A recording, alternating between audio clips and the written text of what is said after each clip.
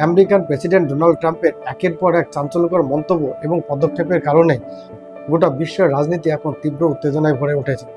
অর্থাৎ Donald Trump তিনি একদিকে বলছেন রাশিয়া কাগজে বাঘ, তাকে হারানো সম্ভব। তিনি সরাসরি ইউক্রেনকে সাপোর্ট করে বলছেন যে রাশিয়াকে হারানো সম্ভব। অন্যদিকে তিনি জাতিসংঘের মঞ্চে দাঁড়িয়ে সরাসরি ভারত এবং চীনকে দায়ী করে বলছেন এই রাশিয়া এবং ইউক্রেনের যুদ্ধে ভারত এবং চীন নাকি সরাসরি আর্থিক সহায়তা করছে রাশিয়াকে। অন্যদিকে আমেরিকা যুক্তরাষ্ট্রের প্রতিরক্ষা সচিব পিট হেগস তিনি আমেরিকা যুক্তরাষ্ট্রের যে সমস্ত সামরিক ঘাঁটি বিশ্বের চারিদিকে ছড়িয়ে আছে সেই সমস্ত সামরিক ঘাঁটি সেনাকর্তাদের তিনি নির্দেশ পাঠিয়েছেন যে ভার্জিনিয়ার কোয়ান্টিগোতে একটি জরুরি মিটিংয়ে তাদের যোগদান করার জন্য। তাহলে এই যে সমস্ত গুরুত্বপূর্ণ বিষয়, এই সমস্ত গুরুত্বপূর্ণ বিষয় নিয়ে থাকবে আজকের এই ভিডিওতে আলোচনা। নমস্কার, আমি বিনয়। সিনপসিসে আপনাদের সবাইকে স্বাগত।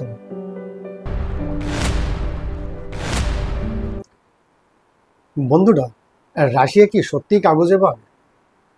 ডোনাল্ড ট্রাম্প এতদিন ইউক্রেনকে বাইরের থেকে সাপোর্ট করছিল বলতে পারেন। এখন ডোনাল্ড ট্রাম্প সরাসরি ইউক্রেনকে সমর্থন করে তিনি জানাচ্ছেন অস্ত্র দিয়ে, অর্থ দিয়ে এবং গোয়েন্দা তথ্য দিয়ে এখন ইউক্রেনকে তারা সমর্থন করবে। এই রাশিয়া এবং ইউক্রেনের যে যুদ্ধ, এই যুদ্ধে আমেরিকা যুক্তরাষ্ট্রের যে অবস্থান সেটা কিন্তু পরিষ্কার করলেন ডোনাল্ড ট্রাম্প। ডোনাল্ড ট্রাম্প এখন সরাসরি ইউক্রেনকে সমর্থন করে জানাচ্ছেন যে এই যুদ্ধে সরাসরি আমেরিকা যুক্তরাষ্ট্র এখন ইনভলভ হতে চলেছে এবং সরাসরি তার সাপোর্ট সেখানে রয়েছে। এর ফলে যে কী হবে, ইউক্রেন অতি উৎসাহিত হয়ে যেতে পারে।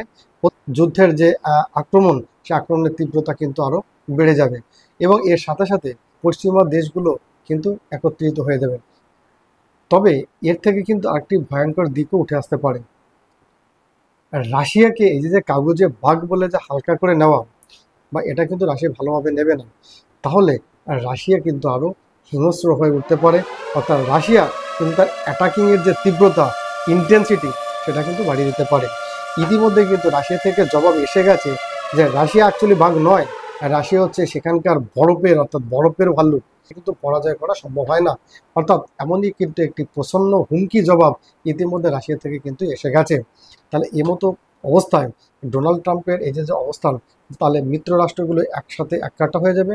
অন্যদিকে রাশিয়া যদি আরও শক্তি বাড়ায়, তাহলে রাশিয়াও কিন্তু তার সঙ্গে যে সমস্ত মিত্র দেশগুলো বা অ্যালায়েন্সের যে সমস্ত দেশগুলো, সেই দেশগুলোও কিন্তু রাশিয়া একসঙ্গে কাছে নিয়ে আসার চেষ্টা করবে। আর এর ফলে যদি এই যুদ্ধ বেশি দীর্ঘস্থায়ী হয়, অর্থাৎ পুরো বিশ্বে অর্থনৈতিক একটা অস্থিরতার সৃষ্টি হতে চলেছে। বন্ধুরা, জাতিসংঘের মঞ্চে দাঁড়িয়ে ডোনাল্ড ট্রাম্প সরাসরি অভিযোগ করছেন যে ভারত এবং চীন রাশিয়াকে আর্থিক সহায়তা করছে। অর্থাৎ এর থেকে তো একটা জিনিস পরিষ্কার, মার্কিন যুক্তরাষ্ট্র কিন্তু এখন কোন কোন রাষ্ট্রগুলো রাশিয়ার সপক্ষে আছে সেটাকে কিন্তু মার্কিং করতে শুরু করেছে। অর্থাৎ ডোনাল্ড ট্রাম্প একদিকে যেমন ইউক্রেনকে সমর্থন জানিয়ে তার মিত্র শক্তিগুলোকে এককাট্টা করার চেষ্টা করছেন, অন্যদিকে এই যে জাতিসংঘে দাঁড়িয়ে এই যে অভিযোগ ভারত এবং চীনের উপরে যে অভিযোগ করলেন, সেই অভিযোগের মাধ্যমে কিন্তু পরোক্ষভাবে রাশিয়ার সমর্থনকারী দেশগুলোকে কিন্তু তিনি আইডেন্টিফাই করতে শুরু করছেন। এর ফলে যে আন্তর্জাতিক কূটনীতির কিন্তু নতুন ভারসাম্য তৈরি হতে চলেছে।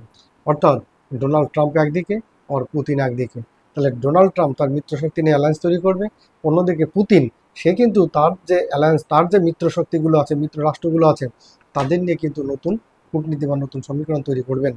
আর এই যে সরাসরি মার্কিন যুক্তরাষ্ট্রের যে সরাসরি অভিযোগ ভারত এবং চীনের প্রতি এই যে অভিযোগ, তাহলে এই অভিযোগের ফলে মার্কিন যুক্তরাষ্ট্র বা ভারত এবং মার্কিন যুক্তরাষ্ট্র এবং চীনের মধ্যে যে সম্পর্ক ছিল, সেই সম্পর্কের কিন্তু একটি ঝুঁকি এসে গেল। তাহলে এই টেনশন যদি এশিয়াতে বাড়তে থাকে, তাহলে এশিয়ার শান্তি যেমন একদিকে নষ্ট হবে, তেমনি গ্লোবাল যে পিস, গ্লোবাল যে শান্তি, সেটাও কিন্তু হুমকির মধ্যে পড়বে।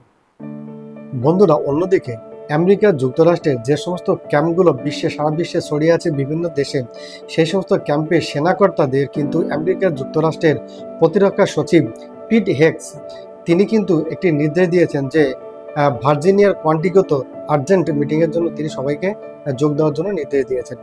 তাহলে এই নির্দেশ থেকে কিন্তু আরেকটা জিনিস পরিষ্কার হচ্ছে যে ডোনাল্ড ট্রাম্প তাহলে কি নতুন কোনো রণনীতি চালু করতে চলেছেন। অর্থাৎ মিত্র রাষ্ট্রগুলি যেমন একদিকে তাদের আত্মবিশ্বাস ফিরে পেতে চলেছে, রাশিয়া এবং ইউক্রেনের যুদ্ধ, অন্যদিকে কিন্তু ইসরায়েল এবং প্যালেস্টাইনের সমস্যা রয়েছে। তাহলে ইসরায়েল এবং প্যালেস্টাইনের ক্ষেত্রে আমেরিকা যুক্তরাষ্ট্রের অবস্থান তো ছিল, অর্থাৎ আমেরিকা যুক্তরাষ্ট্র কিন্তু সবসময় ইসরায়েলের পক্ষেই অবস্থান নিয়েছে। তাহলে এই ক্ষেত্রে ডোনাল্ড ট্রাম্পের যে নীতি আরও কি সেটাকে স্পষ্ট করতে চলেছেন। এবং অন্যদিকে রাশিয়া এবং ইউক্রেনের যুদ্ধে ইতিমধ্যে তিনি ইউক্রেনের সপক্ষে তিনি যে সমর্থন করছেন তার অবস্থানটা কিন্তু সেদিকে তিনি স্পষ্ট করেছেন। তাহলে এই যে মধ্যপ্রাচ্যের যে ঘটনা, রাশিয়া ইউক্রেনের যে ঘটনা, এই সমস্ত বিষয়ে কিন্তু আলোচনার মধ্যে হয়তো থাকবে। তাহলে ডোনাল্ড ট্রাম্পের কি অবস্থান, সেই অবস্থান হয়তো এখানে পরিষ্কার হবে। এই ধরনের মিটিং যখন ডাকা হয় তখন অত্যন্ত হাইলি এবং উচ্চ পর্যায়ের যে সমস্ত স্ট্র্যাটেজি, সেই স্ট্র্যাটেজি তখন তৈরি হয়। আমেরিকা যুক্তরাষ্ট্র যদি সরাসরি এইভাবে ইনভলভ হয়ে যায়, বিশেষ করে রাশিয়া এবং ইউক্রেনের যুদ্ধের ক্ষেত্রে আমেরিকা যুক্তরাষ্ট্র যদি সরাসরি ইউক্রেনের সাপোর্টে চলে আসে, আর রাশিয়া যদি তার আক্রমণ তীব্র আরও করে দেয়, এবং রাশিয়া যদি ভারত এবং চীন এবং পূর্ব এশিয়াকে নিয়ে যদি তার অ্যালায়েন্স মিত্রশক্তি বাড়িয়ে যদি আক্রমণের তীব্রতা আরও বেড়ে যায়, তাহলে অদূর ভবিষ্যতে যে তৃতীয় বিশ্বযুদ্ধের সম্ভাবনা দেখা দিচ্ছে এটা কিন্তু পরিষ্কার। তাহলে বন্ধুরা, আপনারাই বলুন, তাহলে কি গোটা দুনিয়া তৃতীয় বিশ্বযুদ্ধের জন্য তৈরি হচ্ছে? একদিকে আমেরিকা যুক্তরাষ্ট্রের সরাসরি ইনভলভমেন্ট ইউক্রেন এবং পশ্চিমা দেশগুলোর মিত্রশক্তির গঠবন্ধন আরও বাড়িয়ে দিচ্ছে, তাদের মধ্যে ঐক্যশক্তি আরও বাড়িয়ে দিচ্ছে, তাদের মধ্যে উৎসাহ আরও বাড়িয়ে দিচ্ছে, অর্থাৎ তাদের মধ্যে একটা জয়ের সম্ভাবনা তারা কিন্তু সেটা দেখতে পাচ্ছে।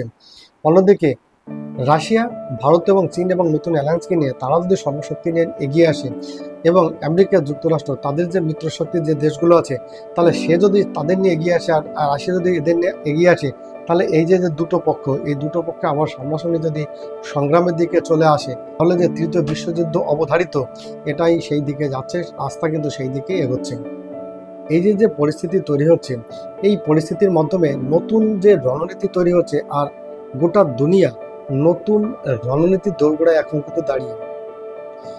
এর ফলে কি হচ্ছে, মিত্র শক্তিগুলো এককাট্টা হচ্ছে, একত্রিত হচ্ছে, এবং তাদের মধ্যে ভেতরে যে বন্ধন, তাদের ভিতরে যে বন্ধুত্ব, সেটা আরও দৃঢ় হচ্ছে। অন্যদিকে তার বিপরীত মেরু যেটা তৈরি হচ্ছে, সেই বিপরীত মেরু তৈরি হওয়ার ফলে পৃথিবীতে কিন্তু একটু নতুন সংঘাতের জায়গা তৈরি হচ্ছে। তো বন্ধুরা, আপনাদের কি মনে হয়? আপনাদের মূল্যবান মন্তব্য কমেন্ট করে জানাবেন। আর যদি ভিডিওটি ভালো লাগে তাহলে অবশ্যই লাইক, শেয়ার এবং সাবস্ক্রাইব করুন। ধন্যবাদ।